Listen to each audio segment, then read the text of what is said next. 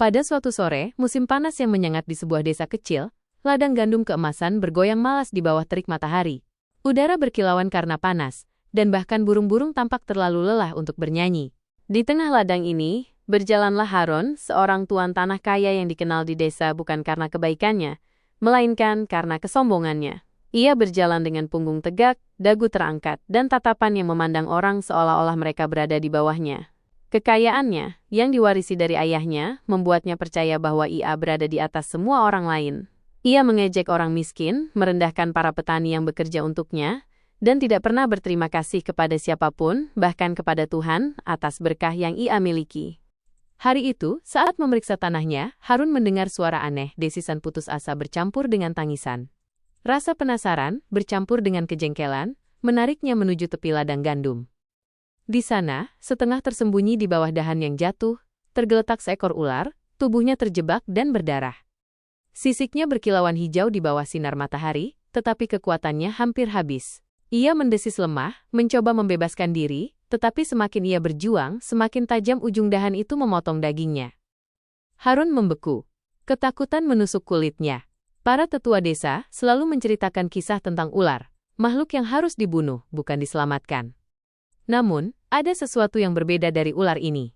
Matanya tidak menyimpan kebencian, melainkan permohonan, kesedihan yang hampir seperti manusia. Untuk sesaat, Harun berpikir untuk pergi. Mengapa ia harus mempertaruhkan keselamatannya demi makhluk yang bisa menggigitnya? Tetapi kemudian pikiran lain merayap ke dalam benaknya yang arogan. Asteris. Mungkin aku bisa membuktikan betapa tak kenal takutnya aku. Mungkin aku bisa menyombongkan hal ini nanti, bahwa aku menghadapi kematian itu sendiri, dan tetap menang. Dengan senyum miring, Harun mengambil sebatang tongkat dan dengan hati-hati menekan dahan itu. Ular itu menggeliat bebas, tubuhnya gemetar. Yang mengejutkan Harun, alih-alih merayap pergi, ular itu mengangkat kepalanya dan menatap langsung ke matanya. Pria itu menggigil. Ada sesuatu yang mengganggu dari tatapan itu. Tatapan itu membawa kebijaksanaan, rasa terima kasih, dan janji yang tak terucapkan. Pergilah, gumam Harun, mundur. Aku sudah melakukan bagianku. Ingat, aku menyelamatkanmu. Ular itu menundukkan kepalanya perlahan, hampir seperti anggukan, sebelum meluncur diam-diam ke dalam rumput tinggi. Harun tertawa kecil. Bahkan ular pun harus berterima kasih kepadaku, katanya, membersihkan debu dari pakaiannya yang bagus. Siapa lagi di desa ini yang berani menyelamatkan makhluk seperti itu? Beberapa minggu berlalu setelah pertemuan aneh di ladang gandum. Harun hampir melupakan ular yang terluka itu. Hari-harinya dipenuhi dengan mengawasi para pekerja, mengumpulkan kekayaan, dan memuaskan kesombongannya. Suatu malam, saat matahari merah merona tenggelam di balik cakrawala, Harun kembali dari pasar desa. Kudanya berjalan santai di sepanjang jalan berdebu yang menuju rumah besarnya di tepi ladang. Langit semakin gelap, udara semakin dingin, dan keheningan aneh menyelimutinya. Tiba-tiba, kudanya mendengus dan menolak untuk bergerak maju. Harun mengerutkan kening, menarik tali kekang. Kemudian, dari bayang-bayang, ular itu muncul, sisiknya berkilauan samar di bawah sinar bulan. Harun menggenggam pegangan cambuknya. Kau lagi, gumamnya. Apakah kau datang untuk membalas utangmu, atau untuk menguji kesabaranku? Lidah ular itu bergetar saat ia bergoyang lembut di debu. Kemudian, dengan suara yang lembut namun memerintah, ular itu berbicara. Harun, jangan takut. Aku di sini bukan untuk menyakitimu. Kau membebaskanku saat aku hampir mati. Aku berutang nyawa padamu, dan orang yang menyelamatkan nyawa tidak akan pernah dilupakan. Mata Harun melebar karena tidak percaya. Jantungnya berdebar kencang. Ular berbicara. Ia menggosok telinganya, berpikir itu hanyalah tipuan kelelahan. Tapi suara itu terus berlanjut, jelas dan tenang. Aku adalah makhluk Tuhan, sama sepertimu. Tidak seperti manusia, ular tidak melupakan kebaikan. Aku terikat untuk membalasmu, apapun risikonya. Harun menelan ludah. Kesombongan yang selalu mewarnai suaranya goyah sejenak. Membayarku? Apa yang bisa diberikan seekor ular? Kau tidak punya tanah, tidak punya emas, tidak punya pelayan. Ular itu memiringkan kepalanya.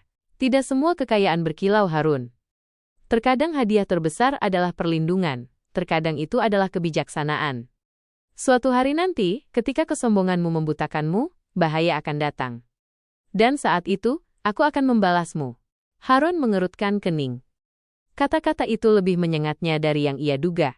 Ia pernah disebut banyak hal sebelumnya, tetapi mendengar seekor ular menceramahinya tentang kesombongan, itu tidak tertahankan. Ia tertawa getir untuk menyembunyikan kegelisahannya. Baiklah, ular bijak. Jika bahaya berani menyentuhku, aku akan mengingat janjimu. Tapi sampai saat itu, jangan menghalangi jalanku. Ular ITU tidak bergeming pada nada mengejeknya. Sebaliknya, IA menundukkan kepalanya sekali lagi dan menyelinap kembali ke dalam kegelapan. Harun menendang kudanya ke depan, mencibir. Ular yang berbicara berutang nyawa padaku.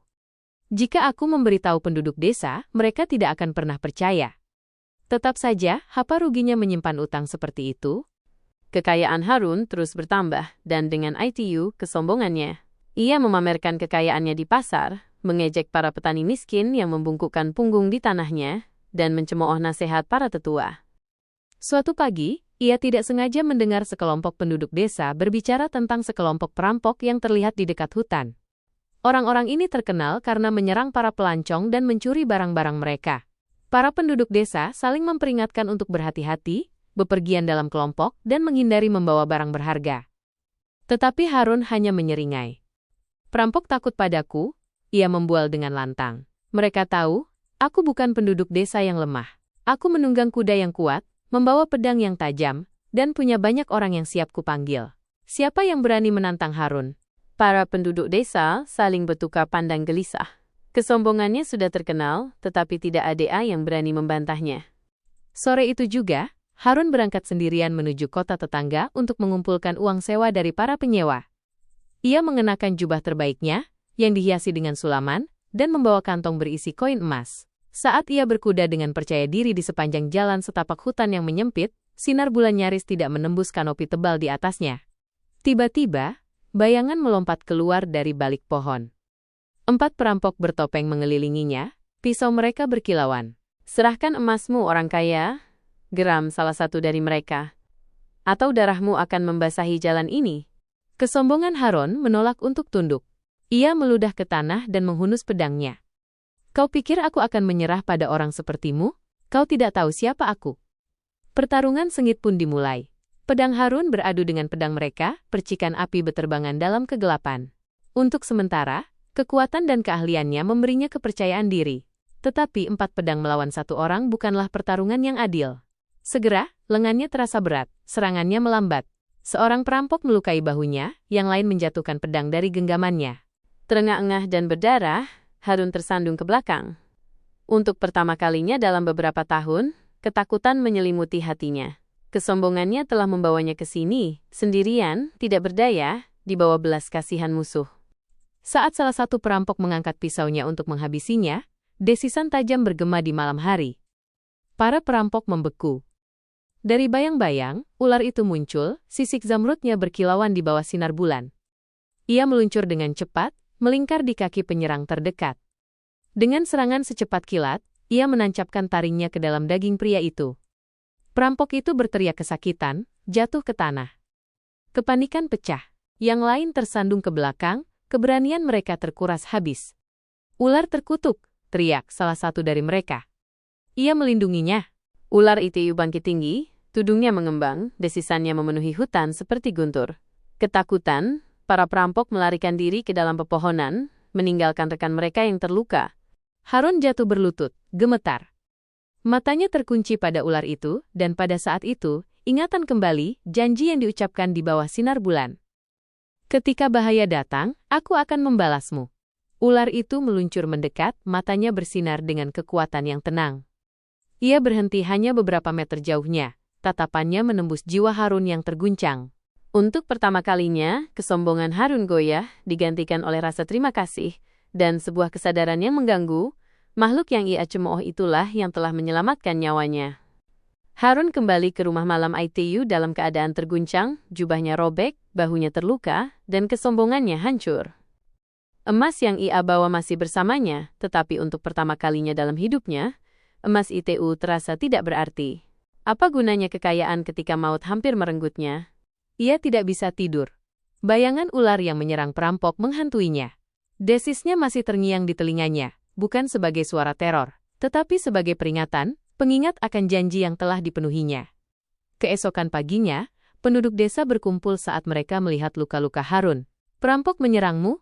Mereka bertanya dengan cemas. "Bagaimana kau bisa lolos?" Harun membuka mulutnya untuk membual, tetapi kebenaran membebani dirinya.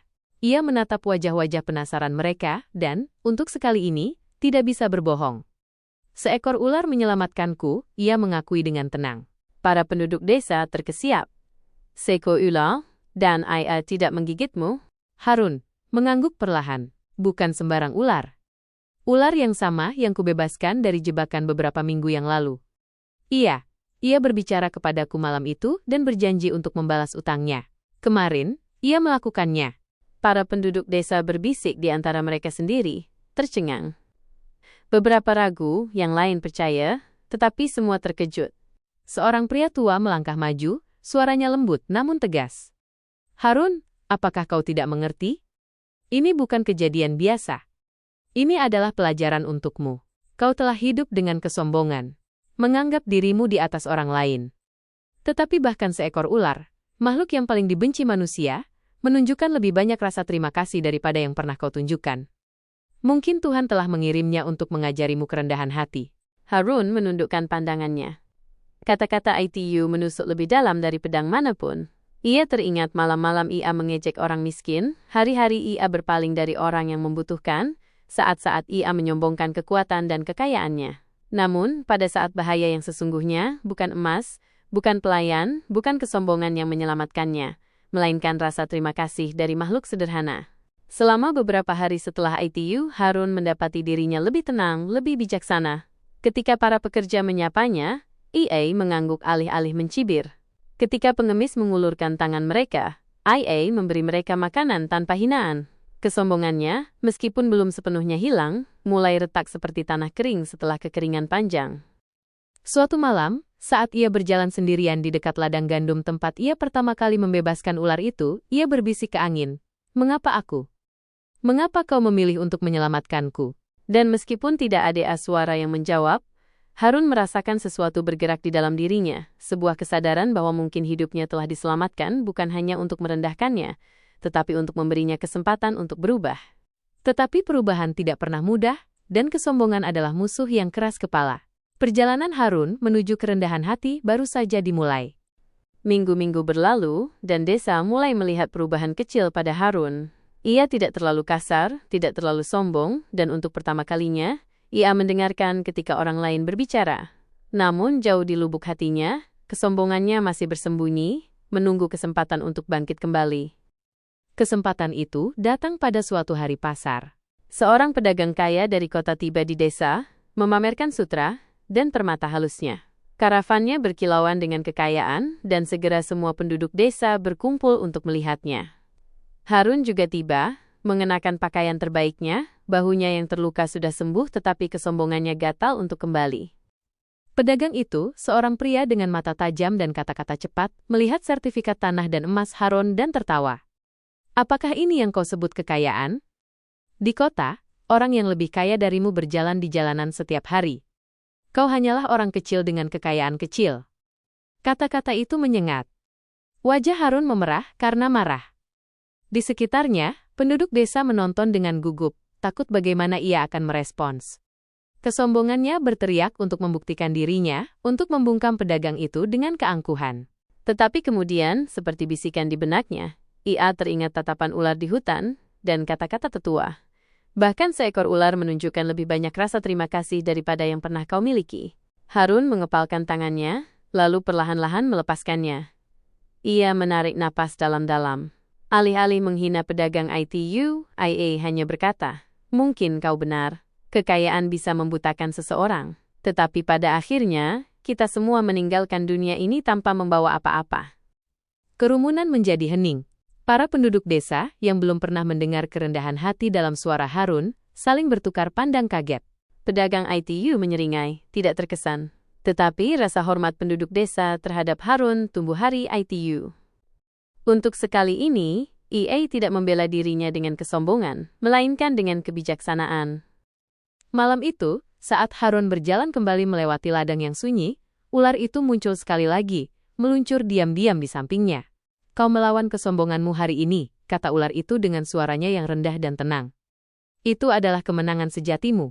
Seseorang mungkin melawan perampok dan menang, tetapi pertempuran terberat adalah melawan hatinya sendiri.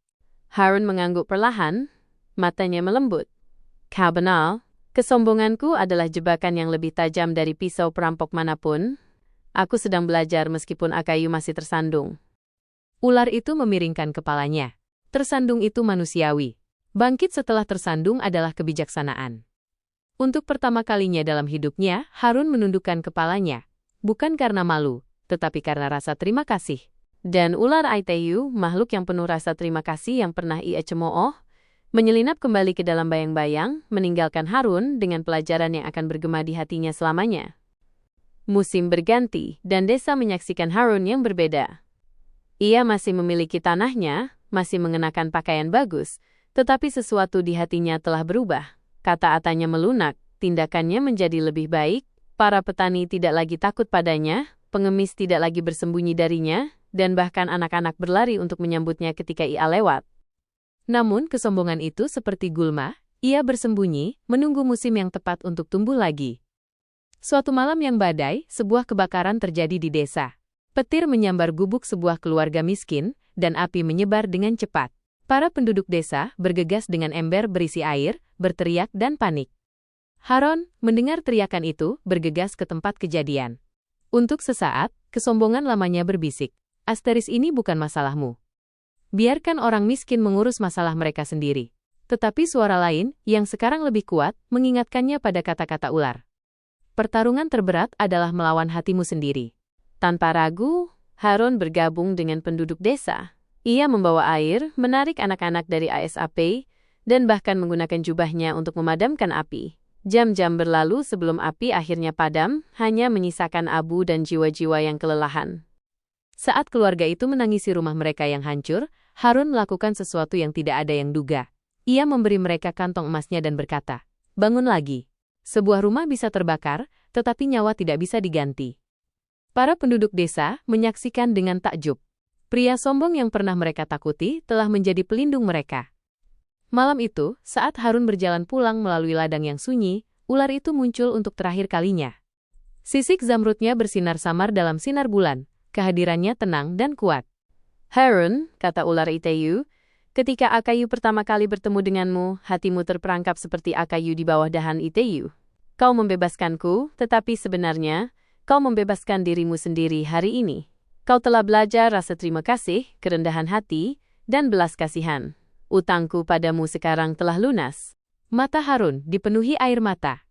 Ia membungkuk dalam, bukan karena kesombongan, melainkan karena rasa hormat. "Tidak temanku, akulah yang berutang padamu. Kau menyelamatkanku tidak hanya dari perampok, tetapi juga dari diriku sendiri." Ular itu menjentikan lidahnya, seolah-olah tersenyum. "Kalau begitu, ingatlah ini. Kekayaan memudar, kesombongan mati, tetapi kebaikan yang kau lakukan untuk orang lain akan hidup setelahmu. Itulah harta yang sesungguhnya." Dengan kata-kata terakhir itu, ular itu berbalik dan menghilang ke dalam rumput tinggi, tidak pernah terlihat lagi. Harun berdiri diam di bawah langit berbintang, hatinya damai. Untuk pertama kalinya, ia mengerti bahwa kebesaran bukanlah dalam kekayaan atau kesombongan, melainkan dalam kebaikan dan kerendahan hati. Dan begitulah, pria yang dulunya sombong itu menjadi seorang pria yang dikenang karena kebijaksanaan dan kemurahan hatinya. Para penduduk desa membicarakannya selama beberapa generasi, bukan sebagai Harun yang sombong, tetapi sebagai Harun yang rendah hati, yang belajar pelajaran terbesar dalam hidup dari seekor ular yang berterima kasih.